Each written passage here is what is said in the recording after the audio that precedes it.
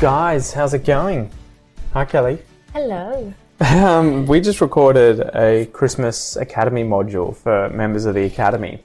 So this is, content in there for learning Australian English, and we were talking about Christmas, but Kel's just like, as soon as we finished that, Kel's like, oh, I've got another 30 minutes before I want to go to sleep. Yeah. Do you want to talk about something else?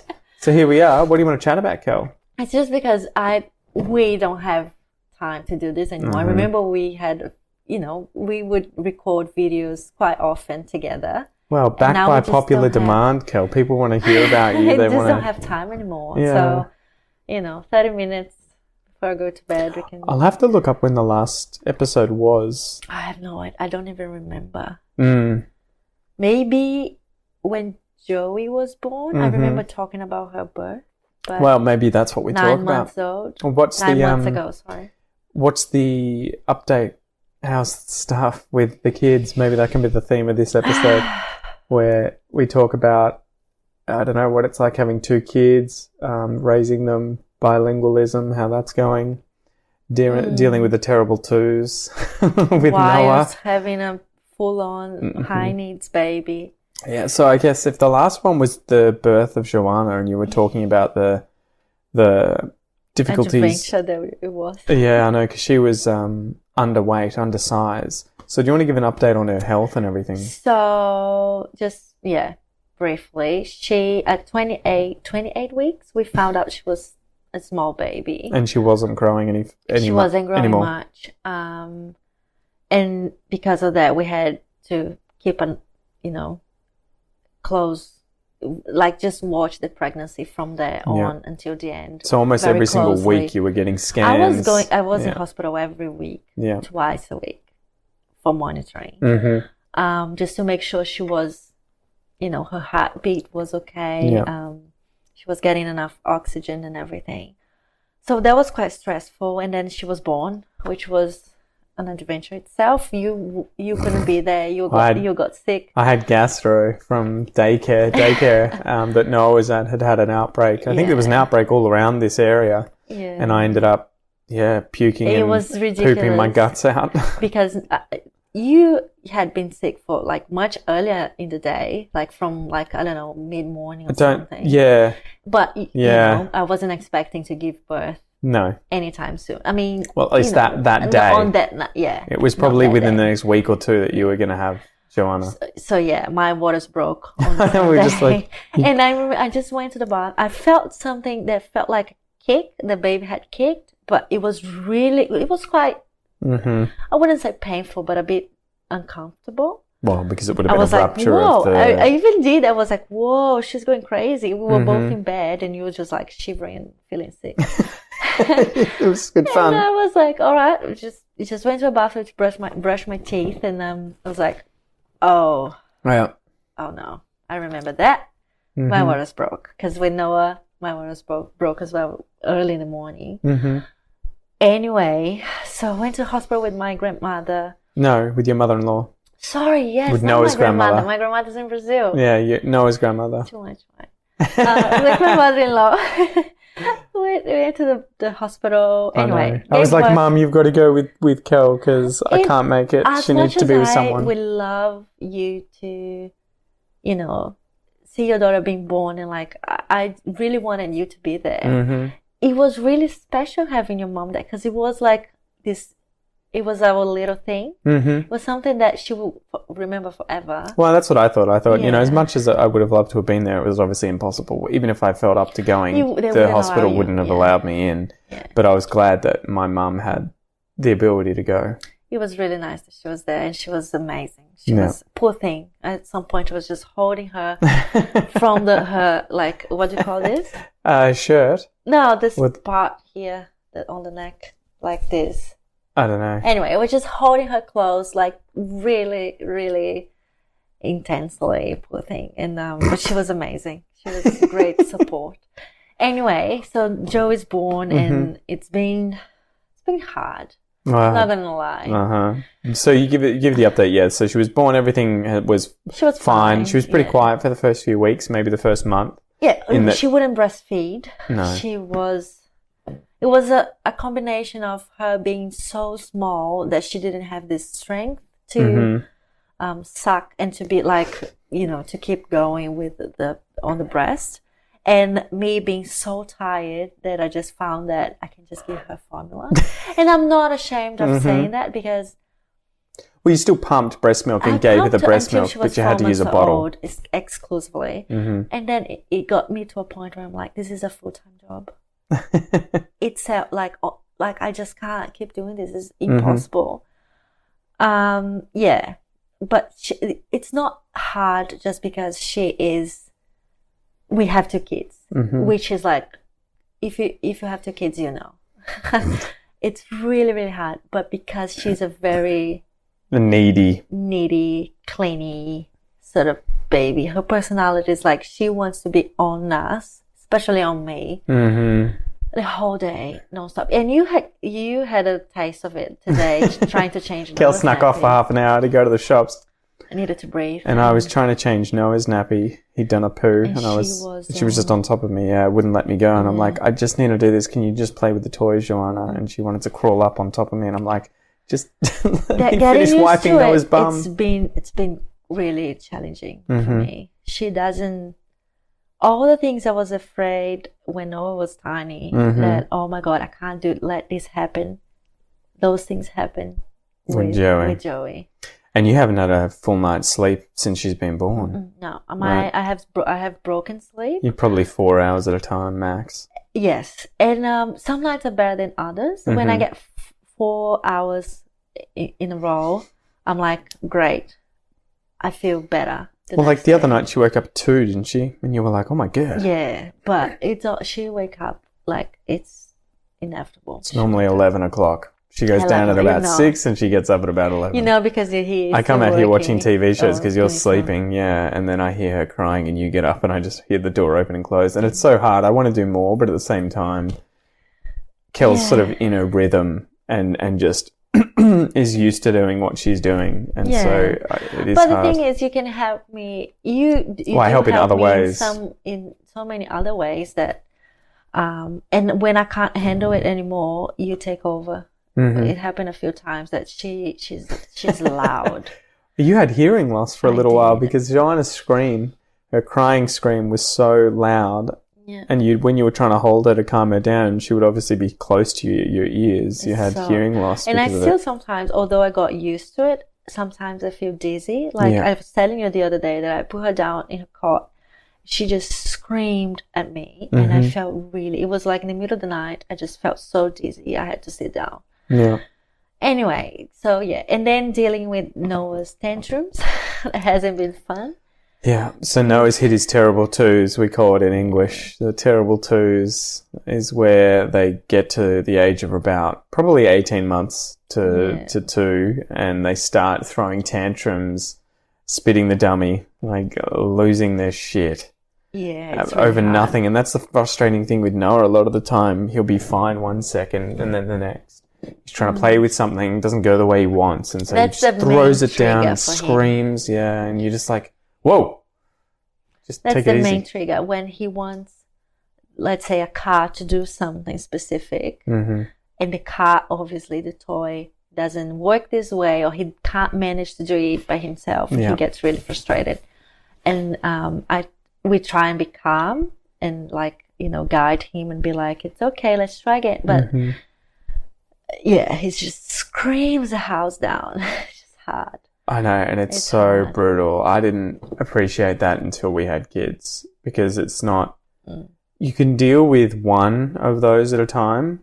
Yeah. I think, like, if anyone just brought a child to you and the child was just losing it, you'd be like, okay, I got it. Yeah. But if it's happening multiple times a day, every single day, for months at a time, you get to a point of just being like, I can see why people, just lose it at their kids at times, because I remember being young and you'd walk through Woolworths, you'd go to Woolies to the supermarket and you'd see kids lose it and the parents would just be like, the parents would just snap and you'd be like, whoa, they're psychos. Like, how can they not just control it? It's just a kid, la, la, la. And then, but you don't know what's happening, everything here behind the scenes where the kid's constantly at them. It's really hard to help him regulate himself when we are so tired. That's speaking for myself, like I find it really hard that when I can't sleep at night and the next day he's so intense, I find it really hard to deal with him. Although I prefer dealing with him than dealing with Joey. Really? Yeah. I like to negotiate with him and like you can negotiate with him. Yes, I can negotiate with him. I can talk to him and he doesn't fully understand sometimes, but he gets most things. Whereas with her, she just screams. Yeah. And I'm like, I need to pass this baby to someone else. But you know what? Yeah, no, it has been difficult. Although it's kind of proportional. When he's sweet, it's just like. Oh, I think they do that, right? They do. So good. It's evolved so that their two limits kind of balance one another, or you would just leave the child, in the forest to be eaten by a tiger. You would just be like, nah, I'm not dealing with this. Yeah, he's really sweet when he is in a good mood and he's, willing to cooperate and do things. He's adorable. And that gives you this it's like some fresh air when you need it, you're about to lose, and he does something really sweet, and you're just like, okay, I can do another day. It's almost abuse at the same time. It is abusive. He'll be like on you, whinging, crying, just breaking things, screaming for the entire day, and then all of a sudden we'll say, "Dada, play outside," and you'll be like, "I have all of this anger that has been built up over the day that I just don't want to play with you, mate." But then you will, you'll go out there and play and you'll be like, all right. But you're just like, this is insane. It's like being in an abusive relationship where the person's just hitting you constantly. But then and then at the end of the day, it's just like, oh, by the way, I love you. And you're just like, oh my God. Yeah, it is hard. I think, I wasn't expecting it to be so hard, having two. It is funny how much you just get used to it though, because it does build up over time slowly. It's not like you just get thrown into the fray all of a sudden. Now although some days are just chaos, I know we have some sort of rhythm with them. Even when I'm with them by myself, I know how things will go. Sort of like, yes, there'll be tantrums and crying and screaming, and I'll be like, I just want a break. I just lock myself in the bathroom and give me 5 minutes. But I sort of know how to handle them now. And I think I got used to it very quickly. Just survival mode, I think. But I remember the first time I had them by myself. Just, Noah was having a horrible day and Joey was, as usual, screaming. I had to call my neighbor. I called my neighbor, my friend. Bridget, yeah. I was like, can you just please pop in? I just need someone else here. You know when you feel so scared that you need an adult around? It's like, I just need someone. And she came in and it was just really hard. And from that day, I was like, it just got better and better and better. And some days things just flow nicely and we handled it. I love the other day we just did you see how we took turns dealing with the crying? I remember. I handled the first meltdown Noah had, and it was just like early in the day. I was, I had my batteries were full, and I was like, I got this. Yeah. By 3:00, I was like, tap out. Get this child away from my eyesight. I do not want to see his face. And you took over, and you handled it beautifully. And we were just like, go team. Yeah, I know. Yeah. Well, I guess that's, you have to just learn that rhythm. And I think I saw that you were, at your limit, at your wit's end. When you see me screaming, it's just like, Kel needs help. I'm very patient, but... Yeah. And I like the fact that I can be this source of comfort for him. So when he's screaming, I wanna embrace or I wanna be with him, unless I'm really depleted from my Well, some days it is just one thing after another. Yeah. Where you and also when you try and do something specific for them, where you put in effort, and they just throw it in your face, or just not into it at all, and you're just like. It happens often with you because you're the one taking us out. You're the one driving, and let's go to the beach or something. The most brutal thing is, I want to go to the beach. I want to go to the beach. All right, let's get in the car. I want to go to the beach. And then you get there. I don't want to go to the beach. Ah! And you're just like, are you fucking serious? Like, I don't want to go to the beach either, Noah. But I'm here because I want you to enjoy the fucking beach. You know? And then we get here and you're just like, can we go home? And you're just like, I'm going to leave you here, I want to watch tracks. I know, that's it. Yeah, it is brutal. It is brutal. How are their languages going? I guess Joey. Sorry, guys. You can say it with parents. Joey's yet to say anything more than mama, dada. She pulled that out only a few weeks ago, right? But Noah's... I don't know, probably 50-50 English and Portuguese. I have to admit, I should speak more Portuguese with him. I have to keep being on Kel all the time. Saying things in English, but it's improving. And just mixing the languages. Mindful. I know, it's so hard. It feels like we created our own sort of language that is English and Portuguese combined, and we speak this language here now. Mm-hmm. Well, I think what's happening with the brain is you effectively just pull the easiest thing out at any time. And if you know that he understands the word green instead of veggie more, you often just insert the word. That's what's happening. And also using the wrong words for things, which really irritated me in the beginning. So cute. Because he would confuse things. So Kel would make a hot chocolate and Noah would call it mingau in Portuguese, which means porridge. And so Kel's just like, whatever, it's porridge. Did you want some porridge? You want some porridge, Noah? And I would always be like, what? Why is he having porridge before he goes to bed? And you'd be like, it's not porridge, it's hot chocolate. I'm like, oh, God. Oh, it's so cute. No, my favorite one at the moment is bateritas. Oh, yeah, batteries. He calls batteries bateritas, which is not English a word or Portuguese. Baterias. Just he made up his own thing. I just love it. That's the hardest part too. A lot of the time, you say a word that he hasn't heard before and he tries to say it and mispronounces it. You think it's cute. Not you, but like people. Yeah. And so you say it again and it becomes a thing and then he keeps saying it. Like for ages he called birds kaka. He still does. Yeah. Every now and then he says, oh, kaka. Yeah. But it's like it doesn't mean any... I don't know where that came from. You just said quack, it. Quack. Ah, okay. Yeah. The duck says quack, quack. And so he said kaka. And he would think every single bird was a duck. Yeah. When he was little. Every single duck is a bird, yeah. Yeah. Yeah, so he was using kaka. So... But that's the hardest part. I have no idea how it's going to go because at the moment he seems to be mixing both languages quite a lot.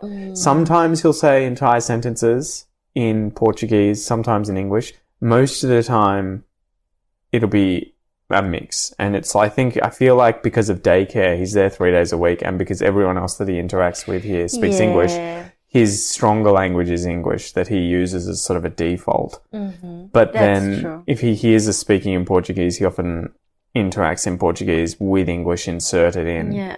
And often if he's speaking English but he can't think of the word in English, he'll just use the Portuguese one. Yeah. So you do end up with a mix at times. And I love the accent. No. Well, I was saying that, so he's already gotten the pronunciation down pretty well. I mean, he still has issues with some of the consonants. So I don't think he says the TH yet. No, and he'll confuse, like he's saying cat instead of catch today. So it is interesting those more complicated consonants take longer and probably the diphthongs and the vowels too. Yeah. I haven't really paid too much attention to the Portuguese. I don't know if he's getting things like the nasal consonants. Like I think he can do no instead of no, right, or now. He's doing well. I think he's just, to be honest, I think English will always be stronger because, but for me, unless he goes there and stays there for a while. Yeah.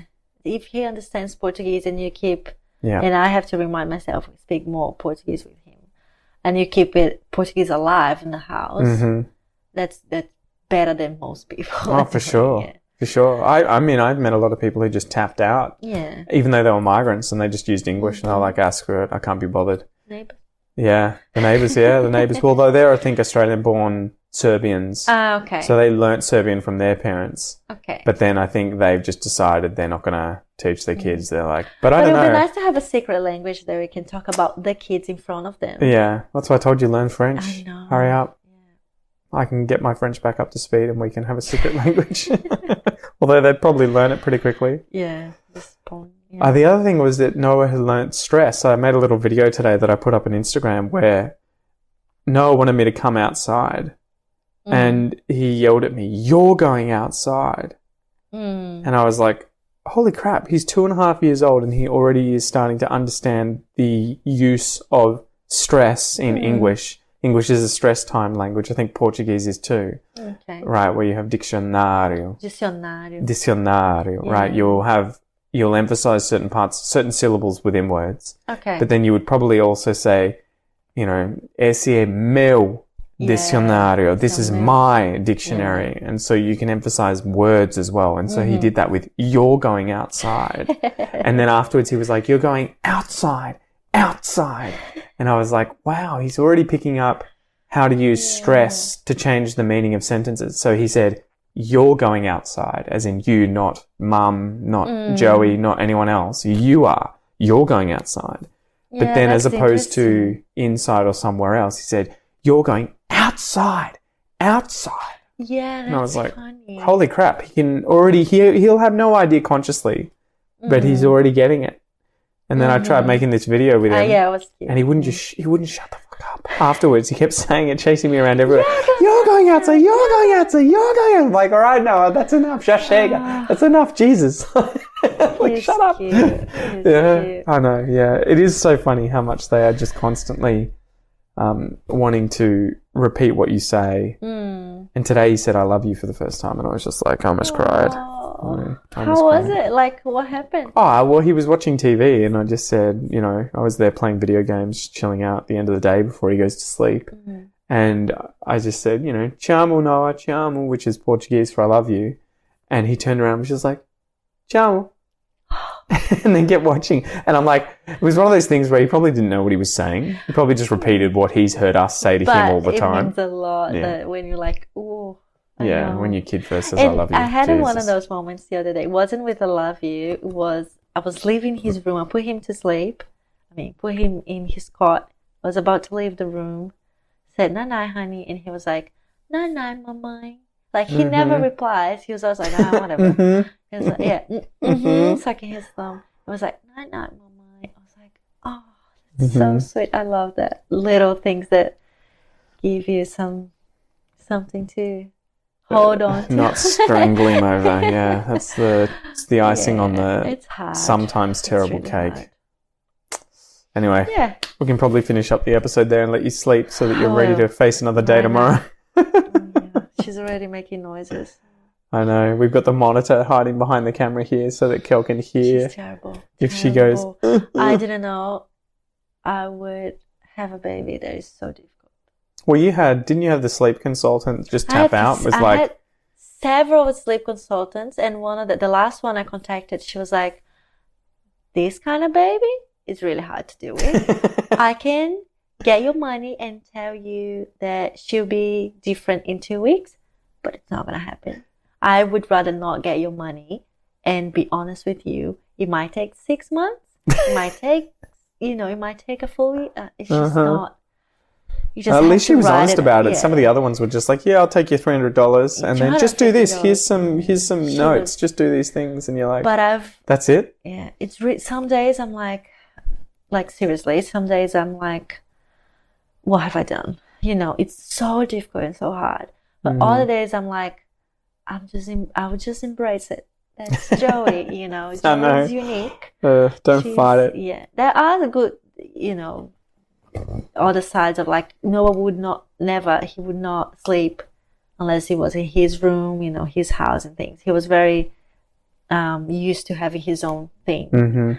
Joey sleeps. When she sleeps, she can sleep in the pram, she can sleep in the car. So she's always on the go.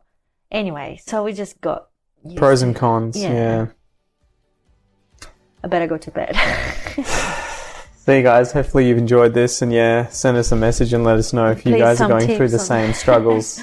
Because I think that's the thing. You always feel like you're alone, but you don't realize that there are so many other people out there in the same or similar boat, right? Or worse. Yeah. Anyway, see you guys. See ya.